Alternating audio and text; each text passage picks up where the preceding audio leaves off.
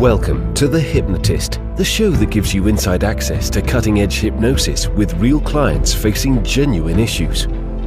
Brought to you by the hypnotherapist demanded by celebrities, CEOs, and even royalty, Adam Cox. These recordings took place live from Adam's clinic in London's world-famous Harley Street. This podcast features powerful hypnosis, so do not listen while driving or operating machinery. This recording is not suitable for those with epilepsy or severe mental health issues. So, get yourself comfortable and enjoy today's episode of The Hypnotist. Hi, it's Adam here, and in this episode of The Hypnotist, you're going to be listening to a hypnosis session that is actually inspired by a poem that is very, very old. We're talking, kind of early, kind of 20th century, late 19th century. So a very old poem. But the essence of the poem is what quite often in psychology and therapy terms we would call a polarity response. And a polarity response is this kind of desire that a lot of us have, which is to do the opposite. So if someone says you can't do something, suddenly you want to do something. And if someone says that it can't be done, there is this inner desire in certain people to prove people wrong, which is a very powerful motive. And some people have a belief system that the reason that they're not more successful is because they lacked the encouragement and cheerleading that, positive people sometimes have around them. In my experience, you can't rely on the support and encouragement of people around you. It's lovely when that happens, but you can't expect it, and you certainly can't rely on it. And therefore, having the best of both worlds, where if people are positive and supportive and encouraging, then you can use that to fuel you, is great. But equally, if there is people around you that are, let's say, negative or naysayers or, have doubts, that can also be a very powerful motivator. And if you can tap into that element of this belief system of people around you thinking that you can't do something or that it can't be done, that itself could unlock even more profound resources than if people said, yay, you can do it. So that's quite an interesting dynamic, I think. I remember watching a speech that I think Arnold Schwarzenegger did with his 6 rules for life. And there was a phrase, a sentence that he used when it came to this idea of, look, it's never been done before. And for him, whenever he heard that phrase, that it's never been done before, excited him, because then it made it that if he was to do that, he would be the very first. And again, that can unlock a lot of resourceful emotions like motivation, discipline, drive, and all those kind of lovely resourceful emotions. So this hypnosis session is based on a poem called It Couldn't Be Done by a poet that died in 1959, so hasn't been around for a long time, called Edgar Guest. And some of the principles of this poem really do tap into this idea of it can't be done, but I'm going to do it anyway. And I think that's quite an empowering sentiment. So find a quiet place where you won't be disturbed, relax, and enjoy the session.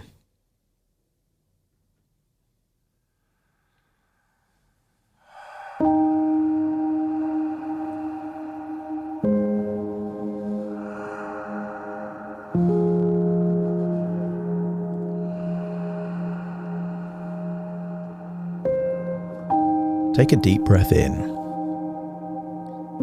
And as you breathe in a resourceful feeling of relaxation.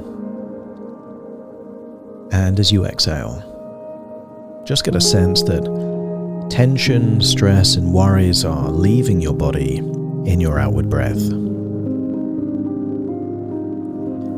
As you breathe in and breathe out, if it's safe to do so, allow your eyelids to close. And as they close, notice that you can give more of your focus, your attention, and your concentration to the sound of my voice. And I want you to think of times in the past where there's something that you wanted to do, but perhaps there was just a belief, a niggling doubt as to perhaps it wasn't possible. Or maybe you attempted things with huge amount of enthusiasm, passion, determination, and maybe someone told you that it's impossible, and then you gave up. I want you to get a sense that having a certainty of success is not essential to pursuing anything. In fact, if there is a belief that it couldn't be done, then it surely means that if you were to do it, you are the pioneer, you are the trailblazer, you are the first to do it. I want you to imagine going back in time, all the way back perhaps to the early 20th century, sometime in the 1900s. I want you to imagine seeing a well-dressed gentleman with a bow tie, a suit, clean-shaven, a poet. And I want you to imagine that he is in the same room and you're on a comfortable chair. And it looks like he's opening a book that he himself has written. This perhaps is 100 years ago, and there you are listening to his words back then, purely with the intention to see what it unlocks within your unconscious mind back in the present.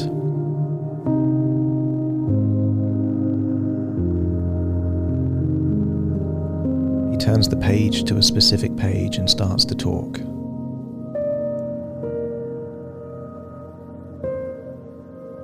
Somebody said that it couldn't be done, but he with a chuckle replied that maybe it couldn't, but he would be one who wouldn't say so till he'd tried. So he buckled right in with the trace of a grin on his face. If he worried, he hid it. He started to sing as he tackled the thing that couldn't be done, and he did it. Somebody scoffed.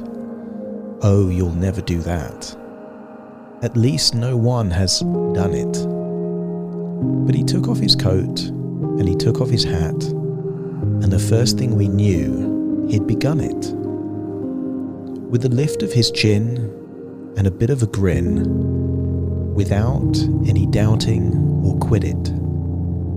He started to sing as he tackled the thing that couldn't be done, and he did it. There are thousands to tell you it cannot be done. There are thousands to prophesy failure.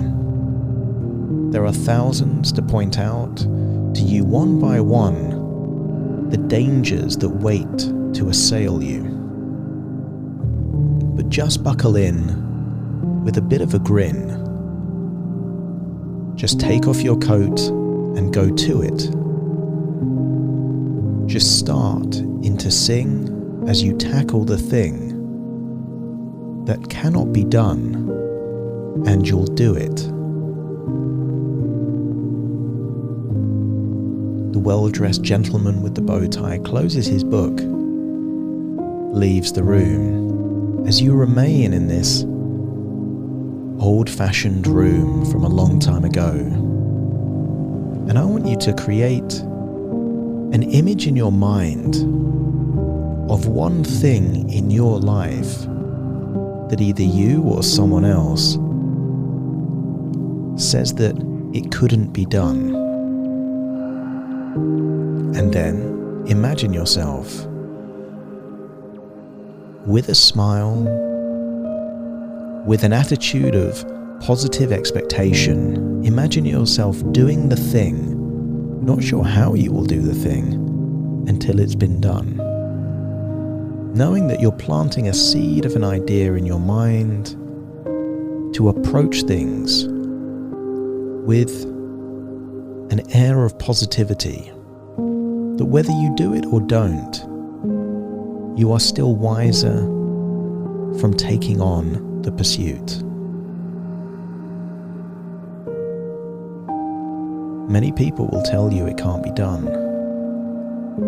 And what if that is the trigger to pursue something with even more enthusiasm, rather than accept the opinion of people that probably are scared to attempt things in their life?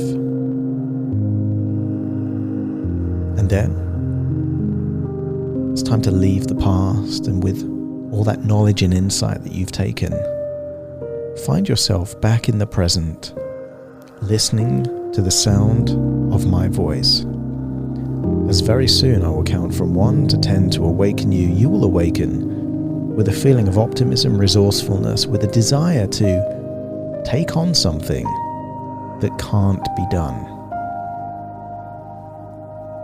Wiggle your fingers, wiggle your toes, get a sense that you're in your body, in the present, right now, as I count from 1 to 10 to awaken you. Starting to count. 1, 2, 3, waking up. 4, 5, 6, more alert. 7, 8, open your eyes, open your eyes. 9, 10, wide awake, wide awake, wide awake.